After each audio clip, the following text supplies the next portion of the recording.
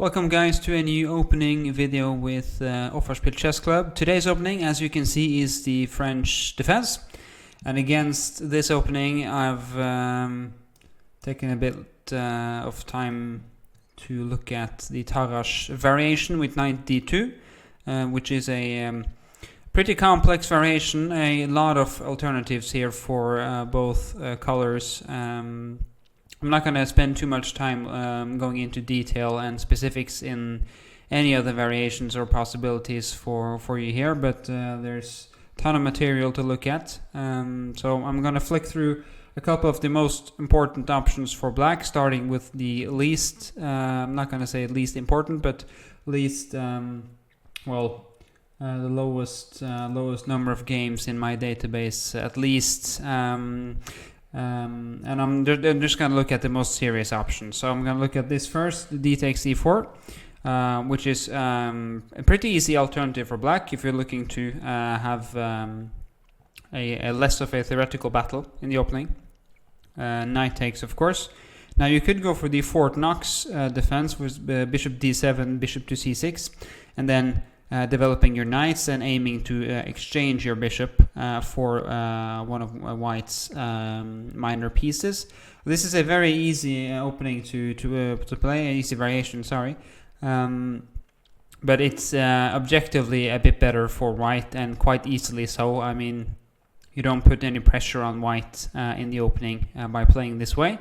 It's solid and you'll survive the opening for sure, and you'll get a decent position, but you're not going to be attacking white's king anytime soon. So if you're looking to play this variation, play the Rubinstein, play the knight d7 variation, aiming to develop your other knight to f6. White does the same, of course, and here we have another fork in the road, so to speak. We have a couple of alternatives for white. I'm going to look at the most popular bishop d3. After taking an f6, bishop d3, could have, of course, flicked in c3, bishop g5, but bishop d3, either before the exchange or now, is the most common way to play.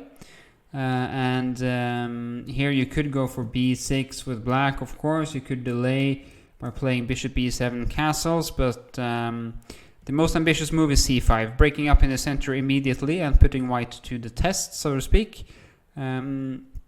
For white, the most logical response here is just taking on c5.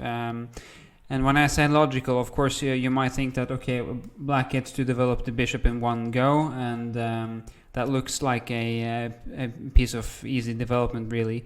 But the alternative of castling does allow black to take on d4, knight takes, and then bishop c5 with the tempo anyway.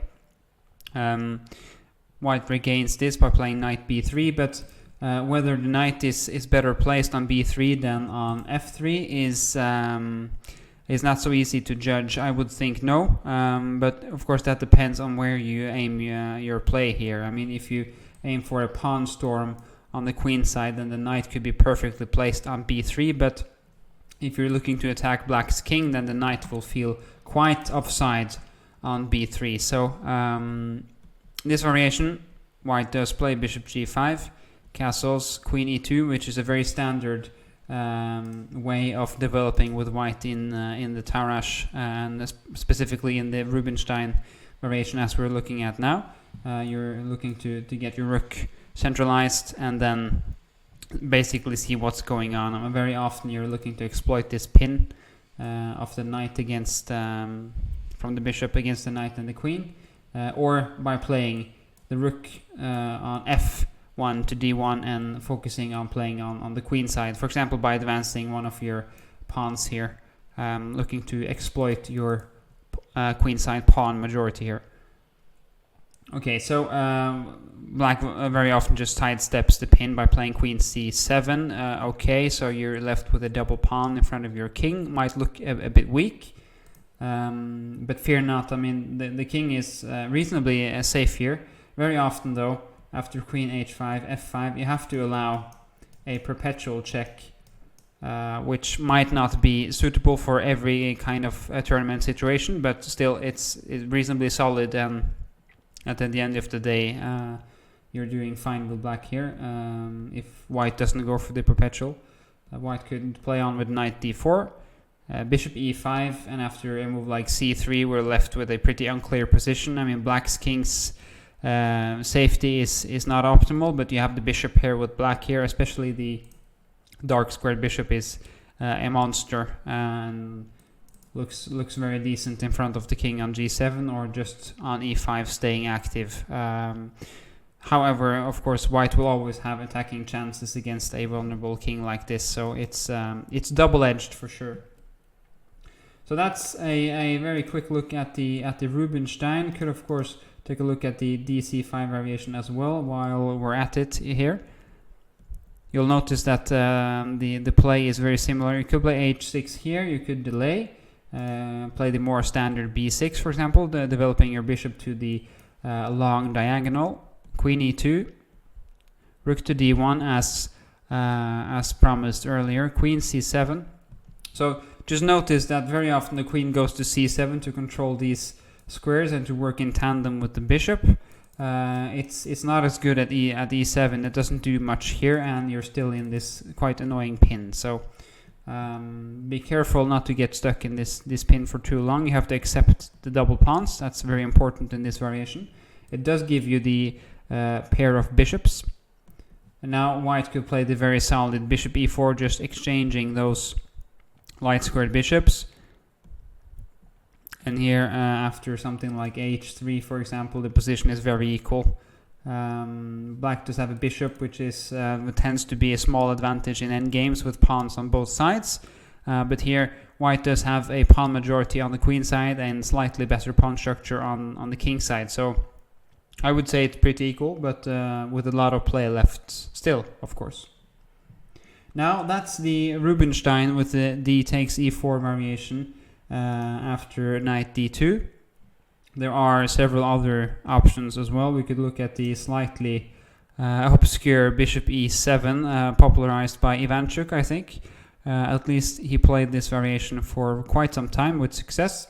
You have several options with white here, as I've marked with my arrows in different colors. I'm going to look at the most normal and most frequently played knight g to f3, knight f6, and then e5. So we're waiting with e5 until we get the tempo on the knight, and then we develop pretty standardly here with bishop d3, c5. We always counter this with c3. We have to protect our center here.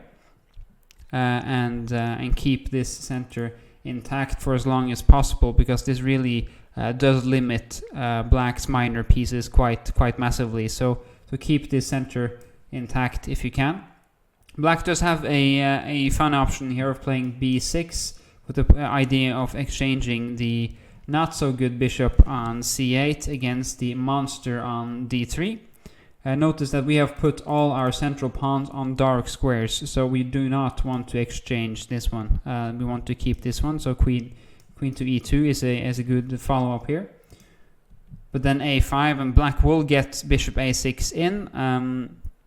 So we might castle here with white, for example. We might play a4 to control the wide squares on the queen side, but black will get bishop a6 in at some point. So the question is, does this take too long for black to achieve? You spend a lot of time and you weaken your queen side a bit here with a5 and b6. So positionally, it's desirable to exchange the bishops for black, but you spend a lot of time as well. So this is not really a troublesome variation for white, but if you like positional play, then I would recommend going for ideas like this in the French defense with black, because if white players are left without the attacking bishop on d3, very often they can have trouble conjuring up any attacking play, so keep that in mind. Knight c6 instead of b6 is probably better, at least it's more frequently played. We continue with castles with white, and now you have two options with black. The most normal one is a5, grabbing some space on the queen side. So if you are allowed, then rook e1, we exchange on d4, and we start to mount up some pressure on the d4 pawn, which is quite standard for black in the French defense. Very often this is black's main attacking point in conjunction with something like f6, for example, to break up the center.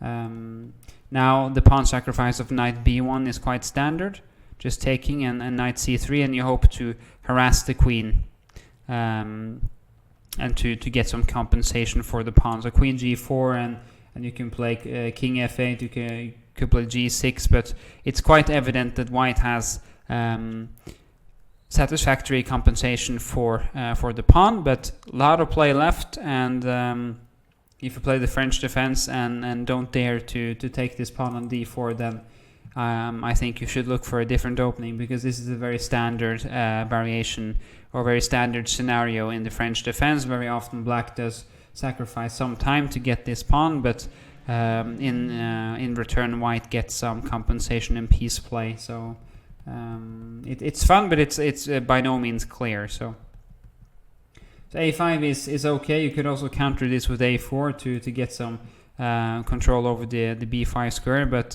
black does get the same over the b4 square with the knight, and after bishop b5, this regrouping with white is met by another regrouping maneuver from black, exchanging the bishops, and in this position it's quite equal. Very thematic play from both sides. I would maybe recommend playing bishop c1 and finding a different plan with white here. Actually, this was my analysis earlier, but I'm starting to regret playing bishop d2, but okay. Anyway, a5 is a cool variation, sure.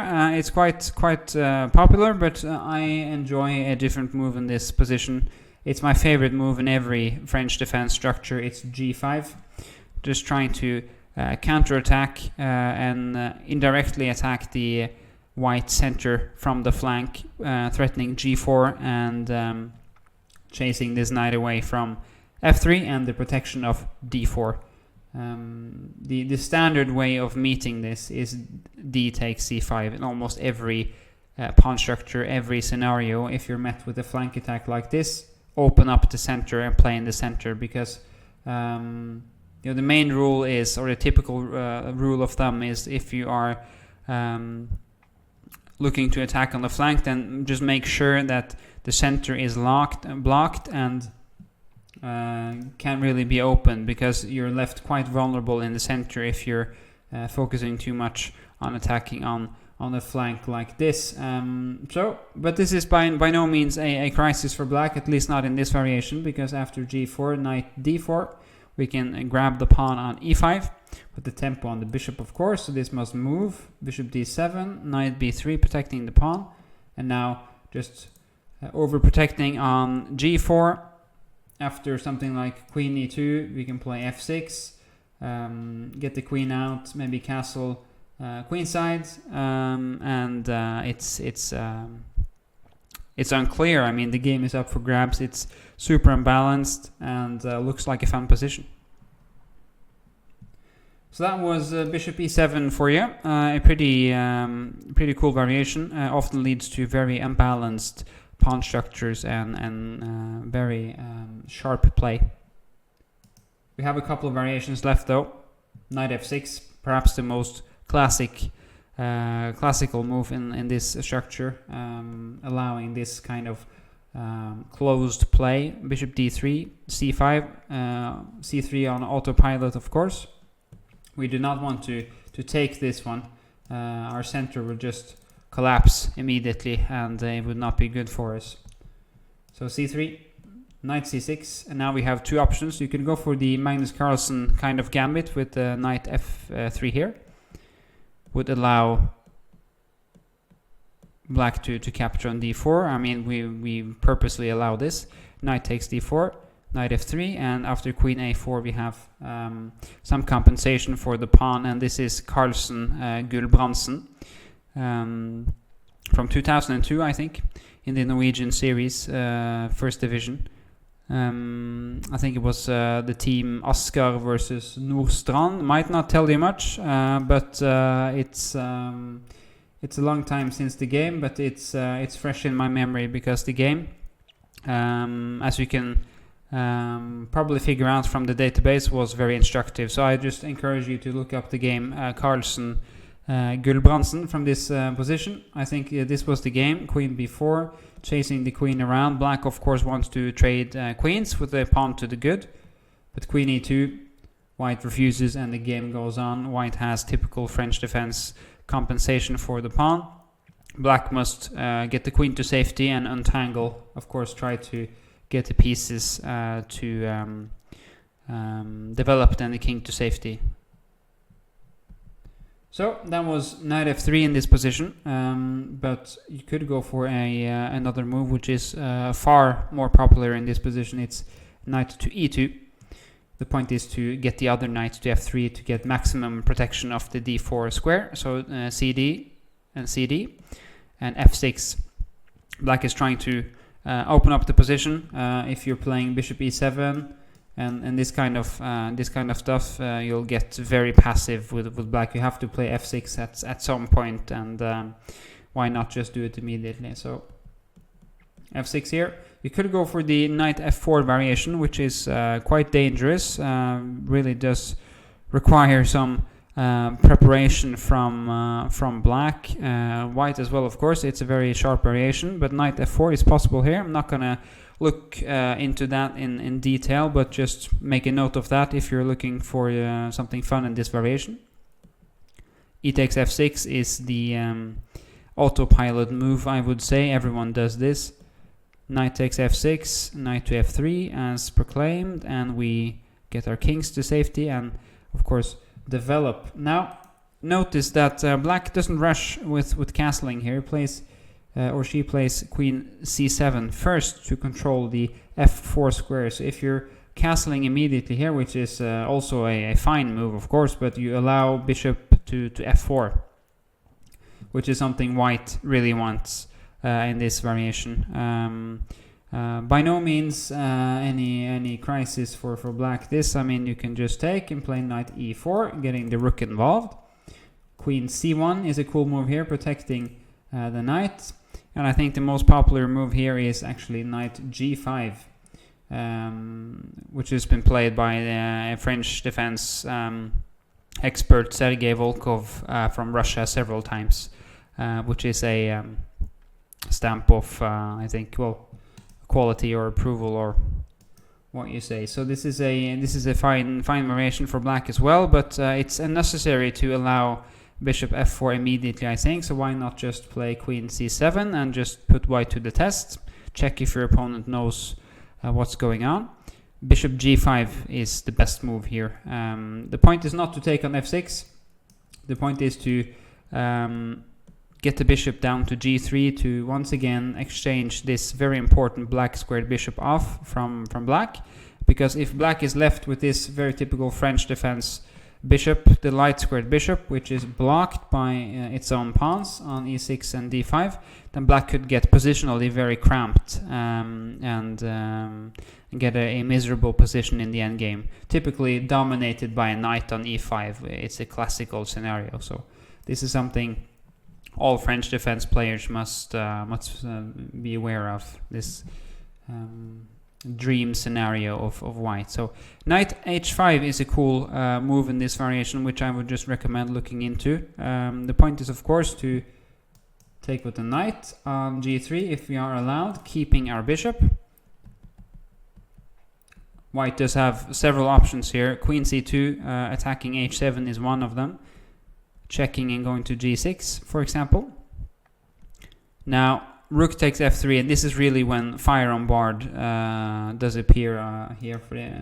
This is typical French defense stuff, this exchange sacrifice on f3. You have two options here with white. We'll take a look at them both. Gf3 is one, but after these couple of moves, we'll see that black does get very nice compensation indeed. Perhaps it's a small advantage for white still, but you'll get the pawn on d4, you'll get your bishop developed to d7, the rook involved, and you have two central pawns working together.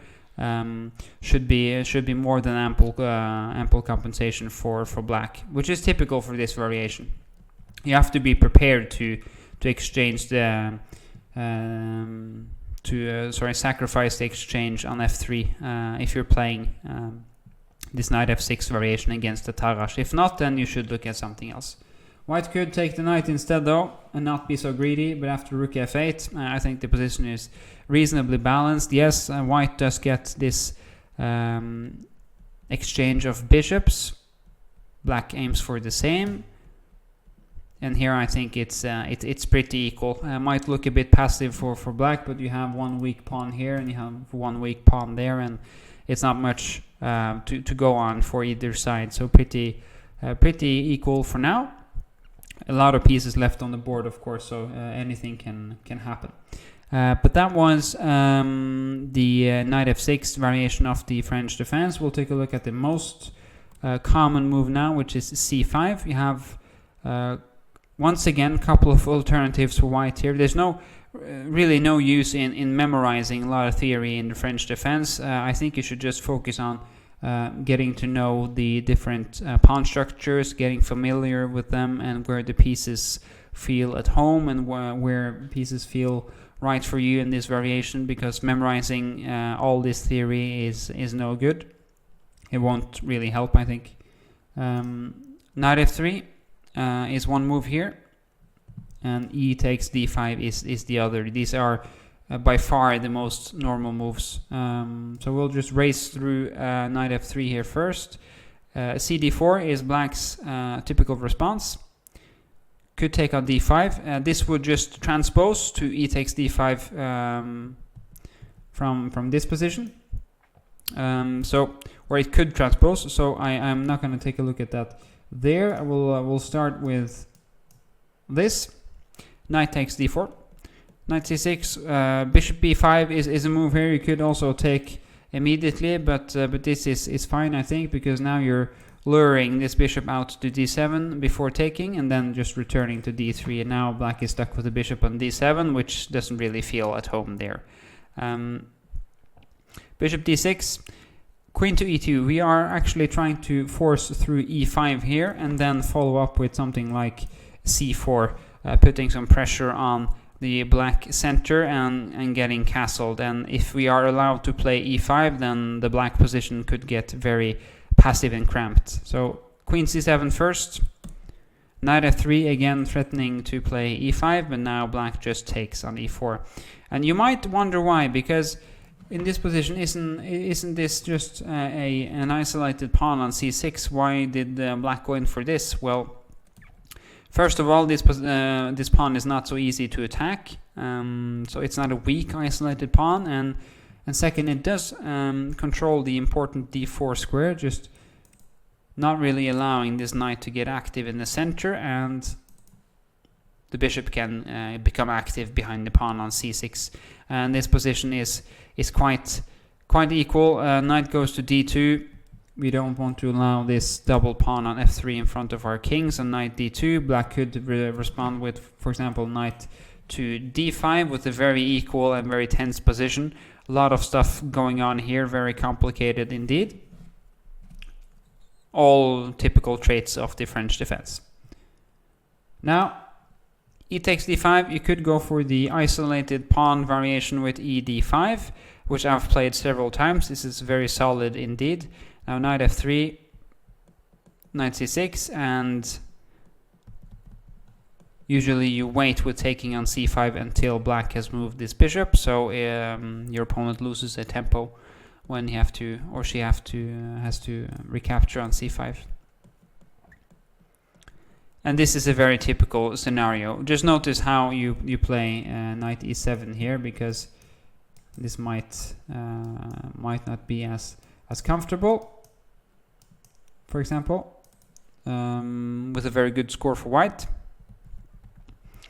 So knight to e7 is quite solid, even though, of course, getting the knight to f6 is more active. The knight is more active as it can go to e4, but the knight on e7 is also quite solid for black. And in this position, bishop g4, just mimicking bishop g5, and it's all quite playable for both sides. I mean, playing against an isolated pawn, or with an isolated pawn for that matter, is quite demanding.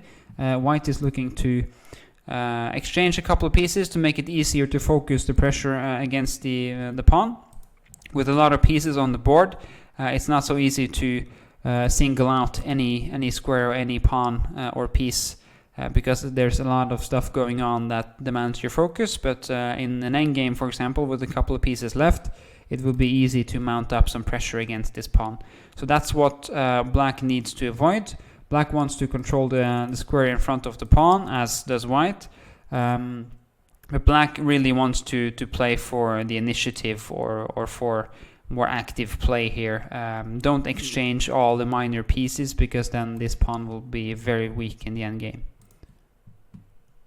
That's just some general tips from me in terms of playing with an isolated pawn, as in this scenario here. You could of course avoid this by taking with the queen on d5 instead. Knight f3, cd4, bishop to c4, chasing the queen away. And now I've marked the 3 most common squares for the queen to retreat to. We are looking now at queen d6, which is the by far most popular move. The queen is more active here. But I think also queen d7 has been recommended by Francisco Vallejo Pons, a Spanish grandmaster, and queen d8 is of course just self-explanatory. This is quite common and quite safe. But queen d6 is a cool move. Now,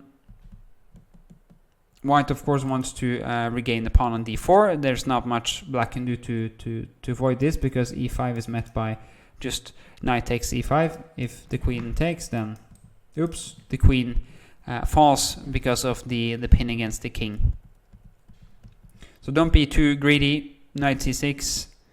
Here you could play like Michael Adams and Vishy Anand, taking with the queen and just going for the endgame immediately, where you hope to exploit your pawn majority here. Or you could go for the common or most normal variation with the knight. a6 to control the b5 square, just to avoid any check or a knight lunge to b5. Rook e1, queen c7, and I'm just going to show you a very theoretical variation, which is quite fun. Hope you don't get scared away from the French defense or the Tarrasch by watching this. But after bishop d6, you could go for h3, for example. But you could also go for the uncompromising knight f5. Black is greedy, or should be greedy here. Greed is good in this scenario. Bishop takes h2 with a check. And castles. And here you have to know your stuff with white. Knight takes g7. King can't take yet, so we'll go for rook d8 first, queen f3. Now we take the knight, but then we're met with a monstrous attack, bishop h6. We cannot take this, of course. This is curtains for black completely. The king will be mated very shortly. So king g6. The king is still alive. c3. Could go for e4, e5, e4 here with black, but the best move is actually knight h5, I think. And in this position, I just well, I wish you the best of luck in this position, because it's super complicated and really something you should prepare beforehand. You don't have to go for this with white, but it's useful to know that this is a possibility, and it's especially useful to know that it's not completely over for black. If you're on the black side of this in a practical game, you have several options to survive and to exploit the extra piece.